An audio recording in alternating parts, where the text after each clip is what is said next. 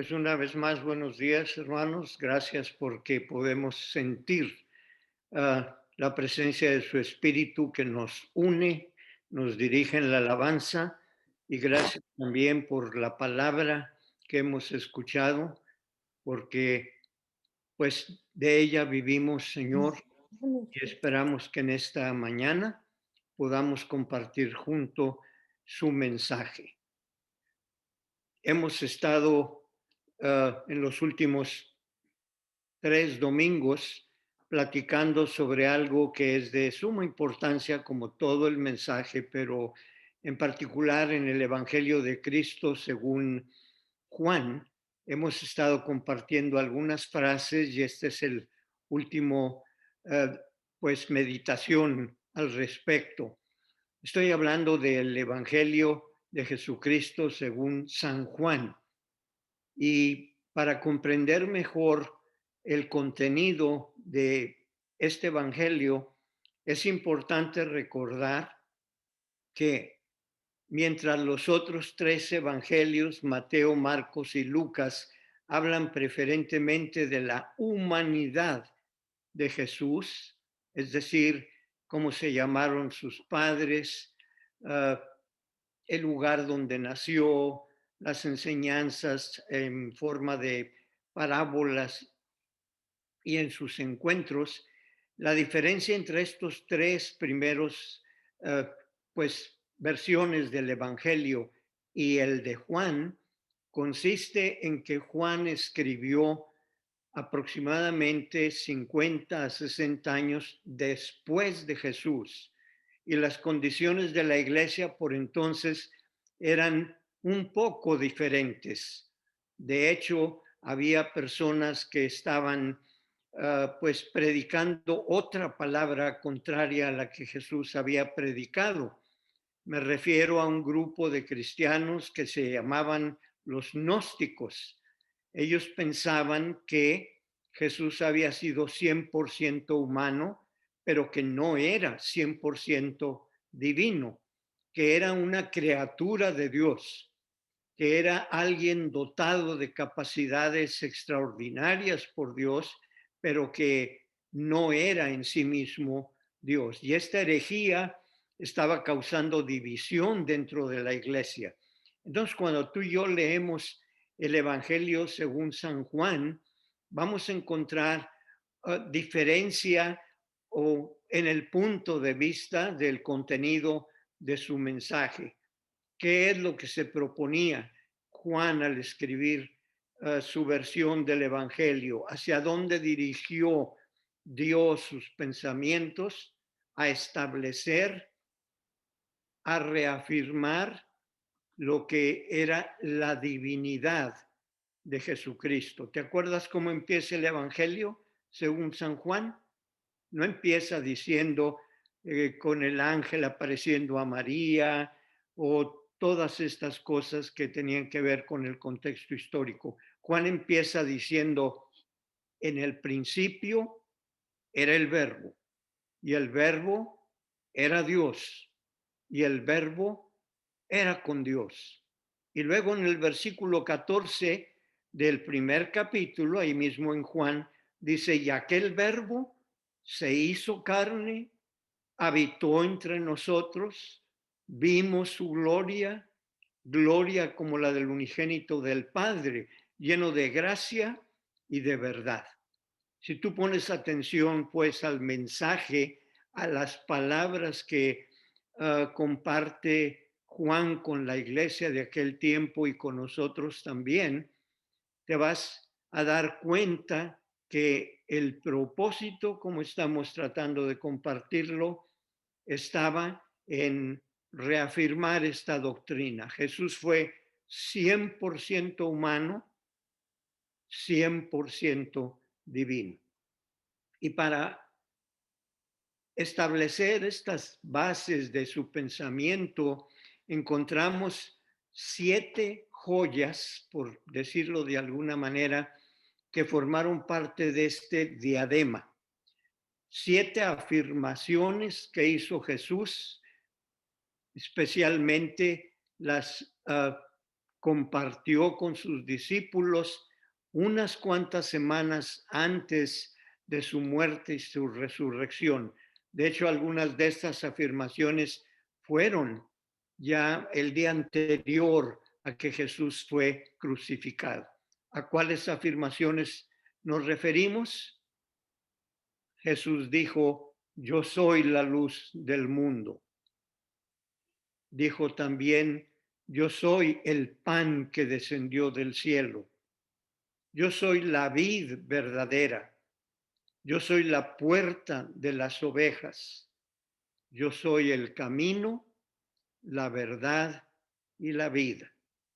Y en cada una de estas 7 frases, dichas en un contexto diferente, Juan las recordó y las quiso usar en el Evangelio, repito, para afirmar la divinidad de Jesús. Jesús era alguien especial, era Dios con nosotros, y de esta manera poder afirmar las creencias de la iglesia primitiva que estaban siendo, pues de alguna manera amenazadas por estas herejías, estas doctrinas falsas que se habían introducido en la iglesia.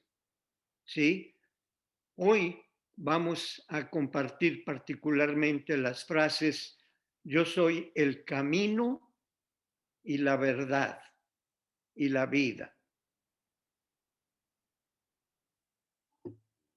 Este mensaje lo compartió Jesús con sus discípulos e iniciamos pues en esta meditación con la primera frase. Yo soy el camino.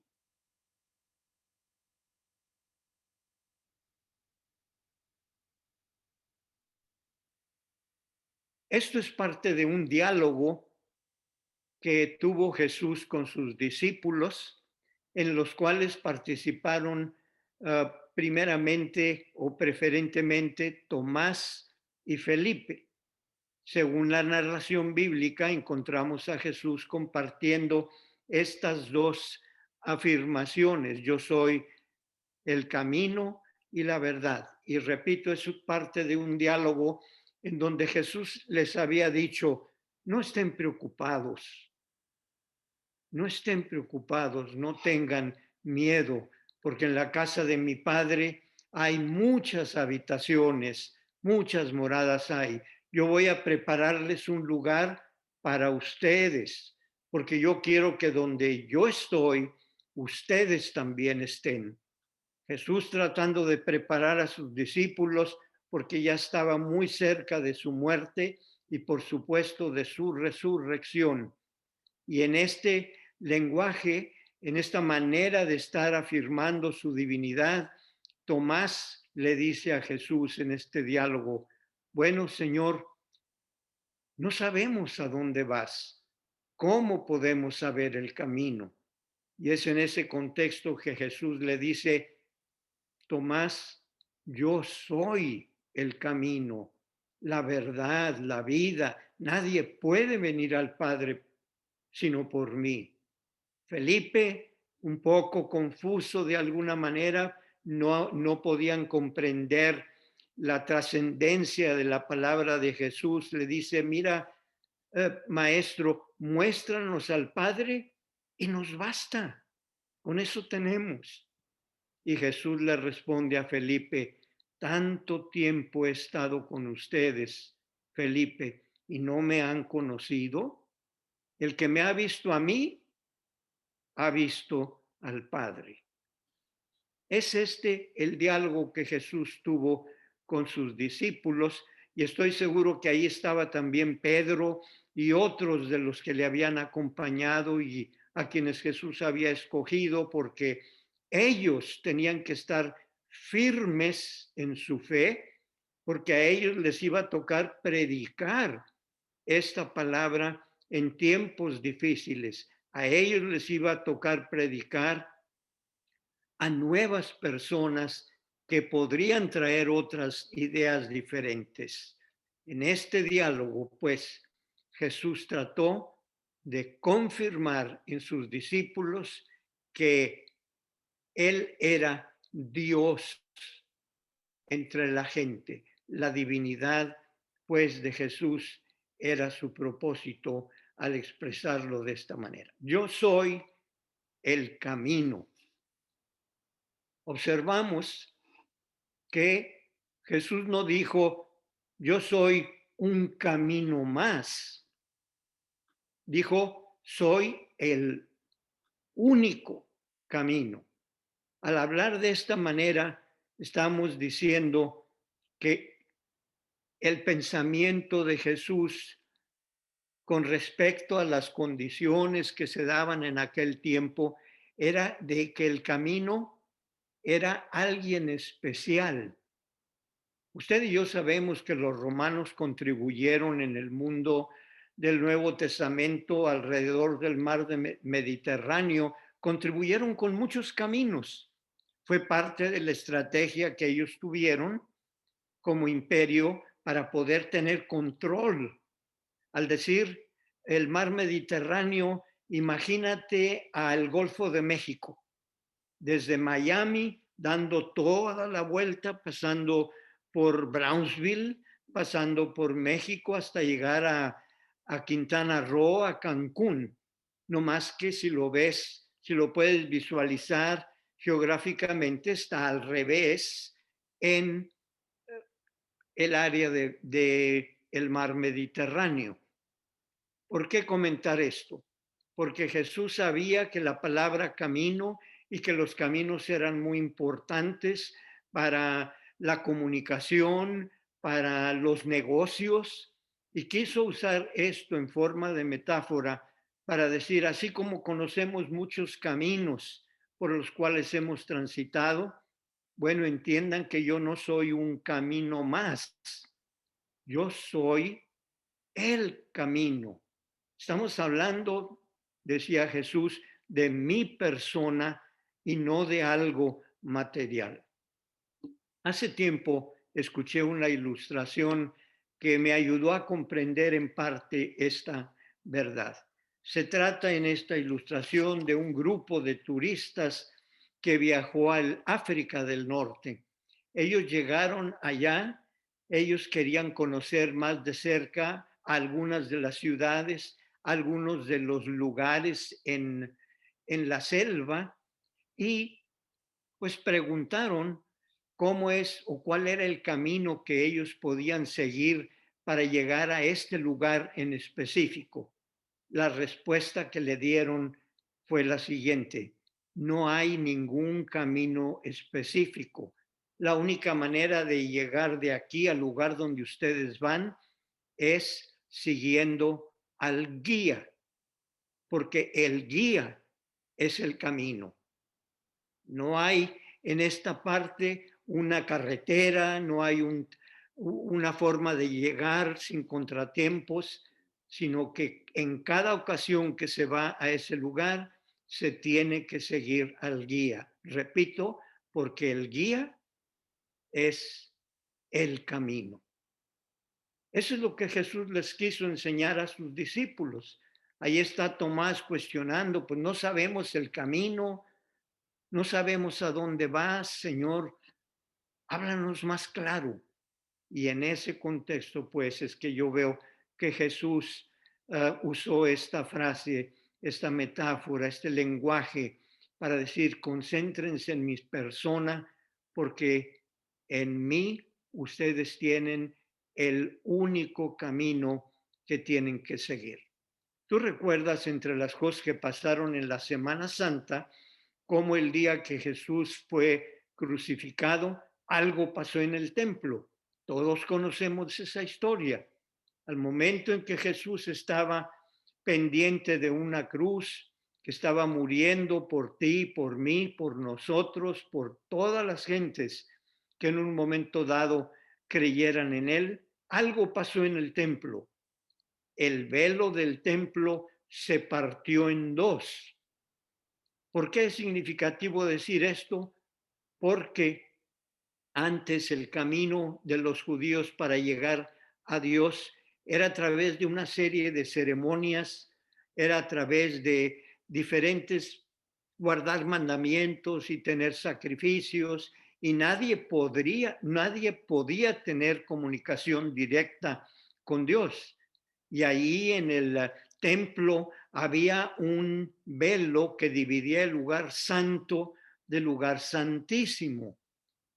Eran como decir que había un telón dentro del templo de nuestra iglesia, un telón que dividía a la gente que está en las bancas con la siguiente sección, que es donde tenemos pues la mesa de comunión.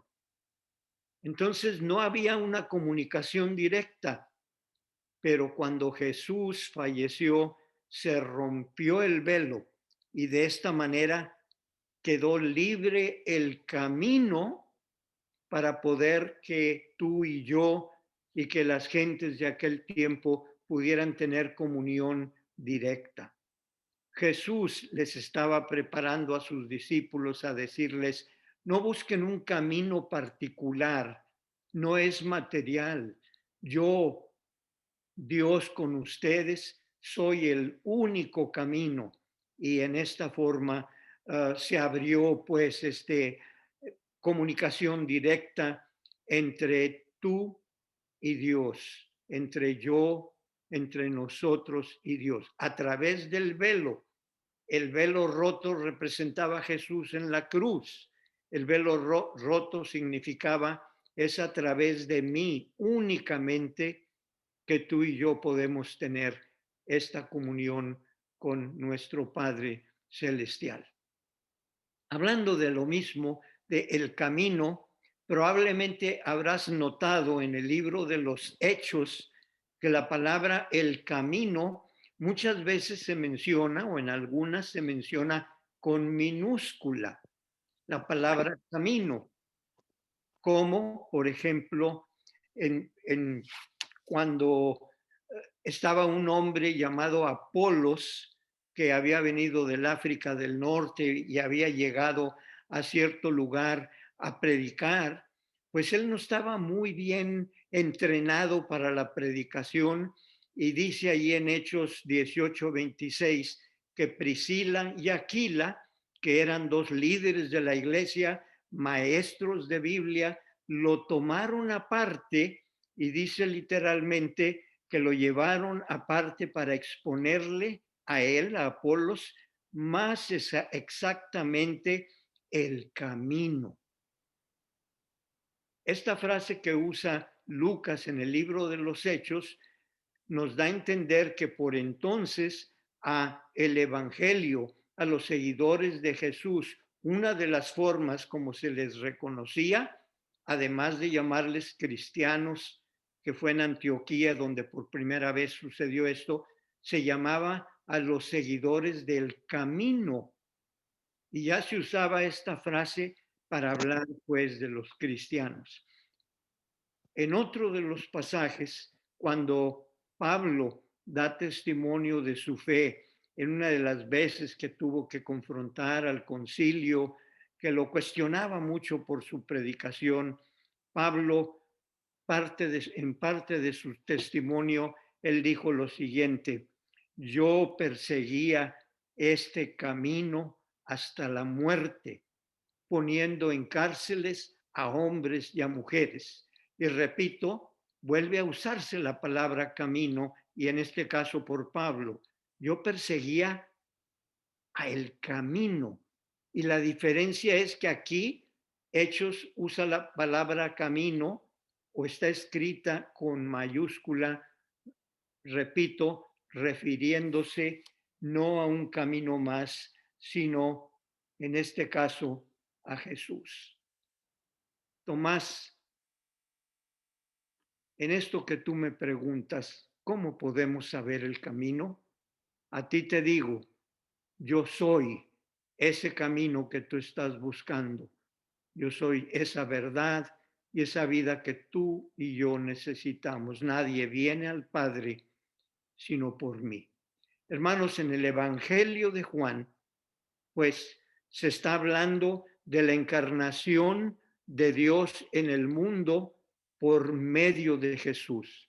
Jesús es 100% humano, Jesús es 100% divino. Así como en aquel tiempo pusieron en duda su divinidad, hoy en día hay pues sectas, hay grupos religiosos que niegan que Jesús sea plenamente Dios con nosotros. Hablan de Jesús como una persona creada, extraordinaria, pero que no es Dios entre nosotros. Y hoy en día, y al estar acercándonos a la celebración de la Semana Santa, es importante recordar esta frase, esta palabra. El que murió por nosotros fue Dios en la persona de Jesús. Y Él es el único camino. Hoy que hay tantos otros caminos que la gente sigue, tanto en lo religioso como en lo secular para llevar sus vidas, hay que celebrar y recordar. Jesús es el único camino que nos puede llevar al Padre. Felipe le dijo, sin entender, muéstranos al Padre, es todo lo que necesitamos ver y con eso nos conformamos. Y es cuando Jesús le dice, es que yo he estado con ustedes, Felipe, ya por 3 años. ¿Cómo es que no me han conocido? El que me ha visto a mí, ha visto al Padre. ¿Qué le daba a entender Jesús a Felipe? Estás preguntando que yo te muestre a alguien más. Yo soy esa persona, ese Dios del cual tú me estás preguntando. La segunda palabra que compartimos en esta mañana es la frase de Jesús, yo soy la verdad.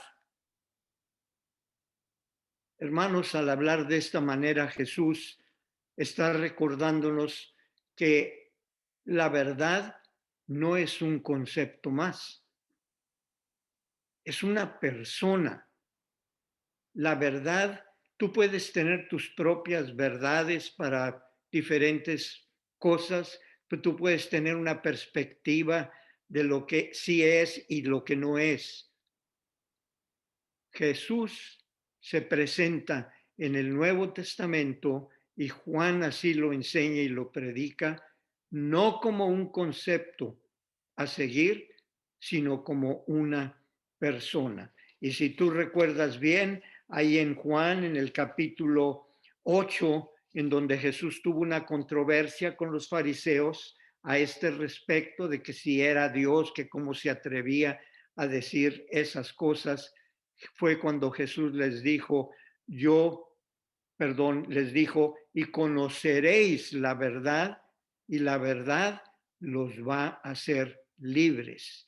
Y si el Hijo del Hombre los libertare, ustedes van a ser verdaderamente libres. Conoceréis la verdad.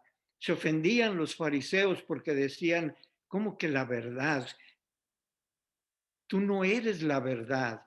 Para nosotros la verdad es lo que nos enseñó Moisés y lo que está escrito en el Antiguo Testamento. Tú no eres tal persona. Es en ese concepto nuevamente, insisto, que Jesús se declaró como la verdad para sus discípulos, como si hablando de una persona. ¿Qué era la verdad para los romanos? La verdad para los romanos era la ley. Todo este sistema de leyes que ellos tenían a través de lo cual podían controlar y hasta manipular a todas las naciones que estaban subyugadas por ellos. Para los romanos la única verdad era seguir la ley al 100%. ¿Qué era la verdad para los griegos? Para los griegos la verdad era la sabiduría.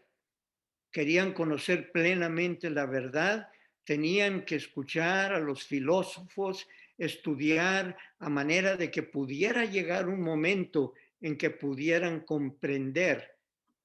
La palabra en griego es Sofía, la sabiduría a plenitud, que ese era el camino que los podía guiar en su vida, que esa era su única verdad. ¿Cuál era la verdad para los judíos? La verdad para los judíos estaba en un libro llamado el Torá, y allí venían todas las tradiciones, venían todas las ceremonias descritas, venían mandamientos que ellos debían de seguir. Muchos de ellos ni siquiera estaban en los escritos sagrados del Antiguo Testamento. Entonces, para el judío era más importante una tradición que la propia palabra. Por eso es que tuvo problema con los judíos, con Jesús tuvo problema con ellos porque todo giraba alrededor del Torá. ¿Por qué estamos diciendo esto? Porque la palabra que Jesús compartió con sus discípulos en aquel tiempo y con nosotros hoy es para nosotros como cristianos, nuestra verdad, nuestra única verdad se llama Jesús. No es un concepto, es una persona. Y eso fue la base de la predicación de los apóstoles, según el libro de los Hechos. En el libro de los Hechos, tanto Pablo como Pedro, particularmente ellos dos, de los cuales hay porciones de sus sermones en este libro escrito por Lucas, la predicación de ellos era decirles, a este Jesús a quien ustedes mataron y crucificaron, Dios le ha hecho Señor y Cristo. Y fue la predicación alrededor de estos dos conceptos, que Jesús era el único camino, que Jesús era la única verdad que los podía llevar a Dios, que la iglesia empezó a crecer. Pero ya en el tiempo de Juan, al final del primer siglo, ya había doctrinas que se habían introducido en la iglesia que los estaban desviando de todas estas verdades. Hoy lo quisimos recordar este pasaje y manejarlo de esta manera para que aprovechemos los próximos días o a partir de la semana que entra, en el que estaremos celebrando la vida, el ministerio, la muerte y la resurrección de Jesús, y que lo hagamos como nuestro único camino, nuestra única verdad, nuestra única forma de vida. Y para terminar, te quiero preguntar, ¿y para ti qué o quién es tu camino? ¿Quién es tu verdad? Hoy en día estamos bombardeados por tantas ideas, hermanos. Hoy en día hay tanto conflicto por diferentes ideologías políticas y religiosas que en ocasiones nos es más importante seguir un concepto o como los romanos una ley o como los griegos el tener todo el conocimiento humano. Hoy en día es importante volver a la fuente, a la palabra, la cual nos recuerda que Jesús debe ser para nosotros los cristianos el único camino, la única verdad, la única manera de disfrutar plenamente la vida que el Señor nos ha dado. Que la bendición de Dios esté con nosotros hoy y siempre. Amén.